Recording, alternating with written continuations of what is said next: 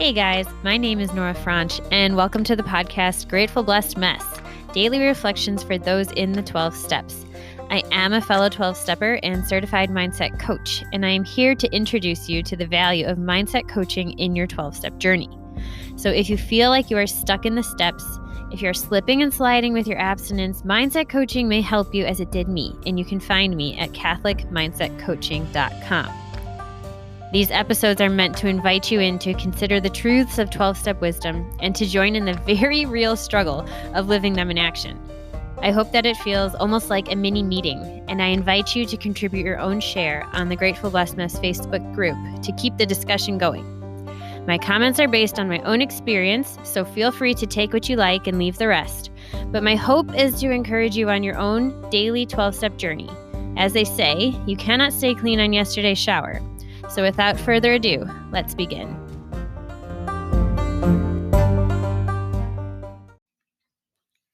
Okay, hey guys, we are reading from Daily Reflections, page 143, the reading for May 14th. It's okay to be me. Time after time, newcomers have tried to keep to themselves certain facts about their lives.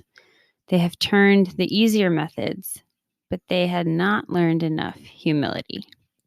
That's from Alcoholics Anonymous, page 72 to 73. And that's a bit of a splicing of a quote put together. Humility sounds so much like humiliation, but it really is the ability to look at myself and honestly accept what I find. I no longer need to be the smartest or dumbest or any of the est. Finally, it is okay to be me.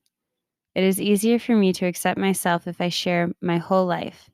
If I cannot share in meetings, then I had better have a sponsor, someone with whom I can share those certain facts that could lead me back to a drunk to death.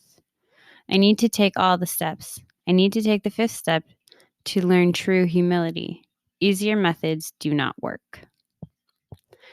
I had a funny experience last night where the kids were wild and not falling asleep, and they were driving me batty because they were just too excited and I was tired.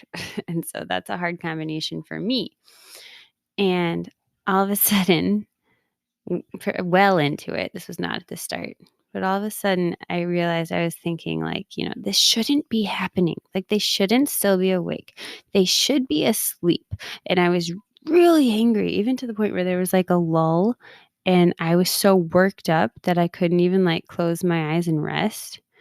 And by the grace of God, suddenly I was just like, oh my gosh, I'm making this even worse than it has to be. And that's really annoying. And I was able to, shift to, I think what sounds like humility a little bit, to be like, this is happening. This is what's happening right now. They're up. I'm tired and I'm frustrated and they're up. And it's hilarious, but I got to tell you, so much of that huff and puff that I was feeling, that steam that was building, it just left. I was like, oh my gosh, this is amazing. Because I was so angry. And lots of times when I get that angry, eventually I'll snap and I hate it. And it never even works. Then they get more upset and they cry. And then I have to comfort them, which is weird because the person who just yelled at them is now trying to comfort them. And that's confusing and it's bad for all of us. And we just feel terrible. And anyway, I think that was a moment where I was able to literally just look at something head on. And instead of being like, this shouldn't be happening, to just be like, oh, but it is.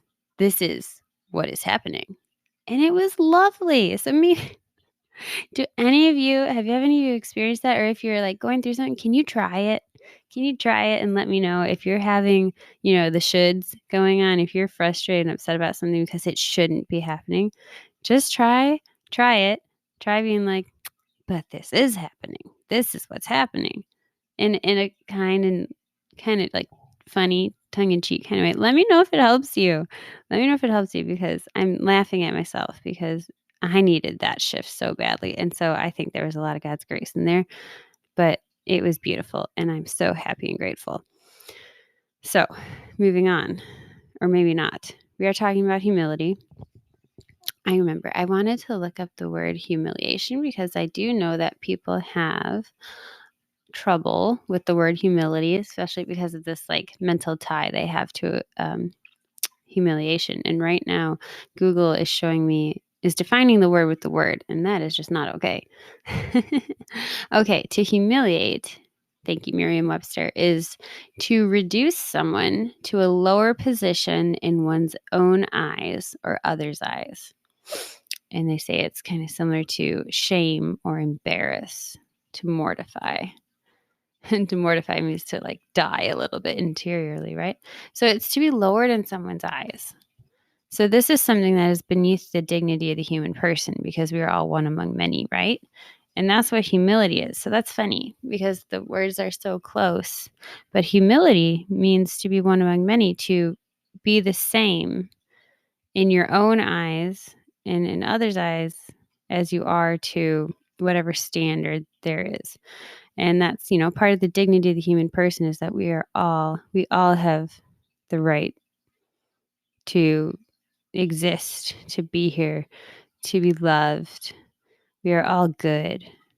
And so I just think that's really interesting and maybe it'll help you. So if you are feeling humiliated by something, or if you're having trouble wanting humility, like even praying for the willingness to have humility is freedom. Humility is taking yourself as you are, but at the same time, like seeing maybe the stuff you don't like, but knowing that deep down you are good. And that is not what humiliation is, where someone is, doing something condescending toward you or shaming or embarrassing you. So make sure that, or please just differentiate the two in your head and know that humility is freedom, because you're able to say, yes, this is the state of affairs. And there's no shame in that. And I hope that blesses you today. With that, I pass.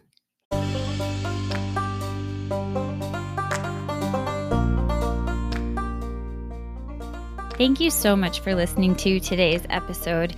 If you feel that mindset coaching could help you on your 12-step journey, please feel free to reach out and find me at catholicmindsetcoaching.com. But more than that, it's important to me to give listeners like yourself a place where you do not need to feel alone on your 12-step journey. And for that reason, I've created a Facebook group. It's called Grateful Blessed Mess. And it's a place where listeners can go to add their own commentary on the share for the day, in addition to my own, and for us just to have a conversation or start a back and forth where people can find support in their 12-step journey. This is not a replacement for 12-step work. This is something outside of the 12 steps.